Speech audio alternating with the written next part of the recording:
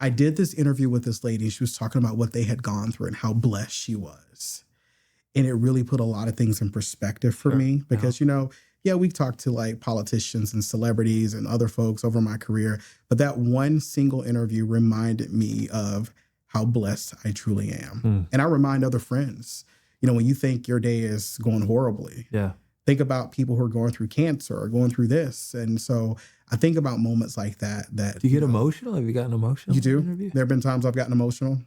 And, I always say, as years ago, I would always feel like you can't get emotional. You got to be, Tom Brokaw. You got to be serious.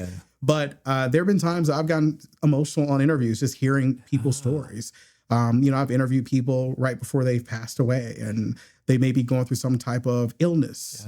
And those moments really put things in perspective that is like, God, thank you.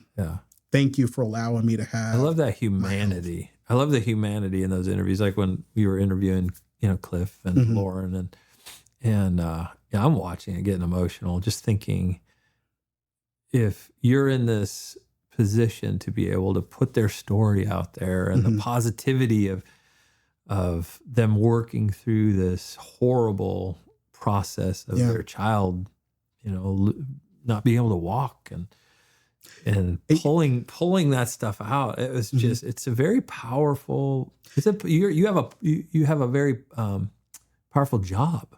It's a powerful job. When I think about that particular interview, when you see a kid vibrant, living life in a moment, life has changed. And I think about, also John Walters, a kid in Wake Forest. I did an interview with his family and he had a 1% survival rate. And I remember a year later, we do a follow-up story and doctor said that they were thinking he was not going to live. And his parents said, we were getting ready to prepare for a funeral. But look at God. Here we are 2 years later, still thriving. And I tell people, even in interviews, when I'm talking to people in those situations, that allows me to tap into my own personal faith, personally with people, to let them know that this is not the end of your story. God allowed you to live, to be here for a reason. And just because doctors say one thing, I have seen situations where people have been diagnosed with cancer and we come back and do an interview with them and it's gone. God has turned it around. Wow. Hey guys, John Eklund, licensed clinical social worker, ordained pastor. Hey, maybe our marriage isn't where we want it to be. Either we're struggling or we just want to strengthen our marriage. Check out Recovering Marriage. There are 12 commitments to work through. You can do it in a small group setting, in your church, or just with some friends. Work through this as couples. Check it out today. Again, you can get it on Amazon or recoveryalive.com. Recovering Marriage. In the news right now, you're in the thick of it. What are some things people don't know that it takes to do what you do? We see the finished product. What's the stuff that is going on behind the scenes that people don't know how difficult this work is? Both just like for you psychologically, just the work itself, of course. But doing this job, what don't we know when it comes to this job? I say, man, you make it look easy. It looks easy, but then when you think about, there are hard things that we cover. Right. That's what I'm thinking. Yeah. Death, destruction. Every single day. When I think about, working in Chattanooga years ago when Sandy Hook happened. Oh, man. A guy walks into a school, kills innocent children. Yeah. And you look at those moments and you see these interviews and you see these stories with, parents and family members. And it was right around Christmas when that happened. And it's so heartbreaking. And when I think about those moments, I tell people it's not easy. There are times when I've literally been on set and I'm reading and I'm doing the news and I take a break. I have to take a break and walk away in a commercial break because you have to take those moments. I've gone to therapy to talk about things like this is because you deal with a lot of tough, heavy things. Yeah.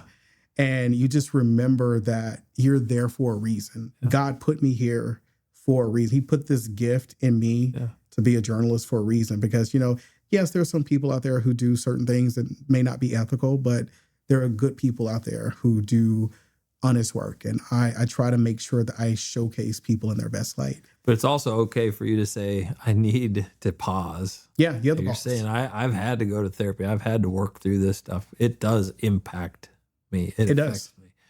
Yeah, and I think that's an important message to put out there is like, man, if it didn't affect you, I'd be a little worried about it. And you have, and I tell, like my godmother told me, it's okay to go to therapy. Yeah. It's so important that people take care. So many people do not just go talk to somebody. Mm-hmm. And, I grew up in the church in the South in Alabama. As a kid growing up, you were always taught, pray and God will fix it. Right. But yeah, I believe in prayer. Right. And then you find a professional who can help you walk through whatever you're going through, because you don't have to walk that journey alone. Yeah. Because God has put so many talented people on earth who can help us to get to like Miss Carter. Yeah. She was one of those people. She was a life coach for me. And she was just a person who prayed with me, prayed for me. And so when I think about her being able, like I would deal with some heavy things that come unload on her kitchen table. And so God blessed her with a gift to be able to handle that from me and from so many other people. So you just recently got a promotion. I did. CBS 17 morning show. And you just started that on Monday. What has that changed for you? I mean, that's a big deal, man. Well, when I first came here, I was working on the evening shift, 3 p.m. until 11:30. Wednesday, Thursday, Friday was reporting. Okay. Saturday, Sunday on the weekends, anchoring from the studio. So the biggest change is I get the weekends off. Nice. And I get to work Monday through Friday, and my day starts at 2:15 a.m. Yeah. So that means I got to go to bed around 7-ish. Okay. So that's the goal. Yeah. Last night was 8:30. Yeah. I'm just day 2 in, so I'm just trying to adjust. Sure. And you got to get up well, you have to be there at 2. No, I get up at 2:30. I get there around 3:15-ish. That's easy. No, show starts at 4:30. A friend of mine asked me one time, says, what if you oversleep? I said, we have a system in place. So every morning when I get up, I text our producers, Lauren and Amber, and I say, hey, I'm up. I'm moving. I got coffee, IV going. Yeah. They know it. I said at 2:45 a.m., if you have not heard from me, blow my phone up. But it's a completely different reporting style, though, when you're doing a morning show. So I would assume that's a pretty big shift. But in my mind, I mean, I don't know you super well, but that feels like it fits you much. It's more better. My personality. I'm more of a natural of a morning person. Yeah. I call the morning show as like a multitude of emotions. Yeah. You get to be serious and hard hitting. And then you get to say, oh, good morning. Yeah, it seems fun in a way. The weather looks amazing today. And then we have a guest come in on the set and talk about some cool community event. Then you talk about all the political things that are happening and the serious things. And then you talk about, check out this new sandwich. It's all over the place. Are you going to be making stuff like they do on Good Morning America? You're going to be chopping up onions? We're revamping the show, and I'm excited about that. And that's going to debut. We get to talk about this. Yes. Even though it's, we get to talk about this. Yeah, it's gonna be debuting on Monday, August 26th for around back to school time for so many schools in the area. But the show is going to be changed to Wake Up Carolina. That's amazing. I'm so excited about the rebrand, and we're going to add a lot of positivity to the show. A little more like a Good Morning America. A little more like for the network shows, and bringing in some guests, the celebrities in town, and bring them into the studio. I was talking about it this morning because we haven't had guests, I don't think, on the morning show in a number of years. I said, I want to open the doors up, bring everybody in. So you got to get the guy at the zoo to bring in like a snake. And you know what? I don't do snakes. No, come on, man. I will do spiders. We can do a lizard. We can bring. If you're watching CBS, the snake has to happen. We got to have. Funny story. My last station, they had Repticon in Chattanooga, so they had Repticon bring in some snakes. Yeah. I had no idea. So I'm standing in the studio on the other side of the studio because this studio was huge. And so I said, what is happening? And they said, the lady from Repticon, which I knew what that was. Yeah. I said, wait a minute. I said, you have snakes? They hear the tires squealing. Yeah. And they said, Greg, you got a thing to introduce here at the kiosk on this side of the studio. So they're over here. Yeah. And so I see her bring out, so it's my co-anchor, Jessica Hardhorn, meteorologist, Brian Smith, and Aaron Thomas, traffic reporter. They were over there with the snakes.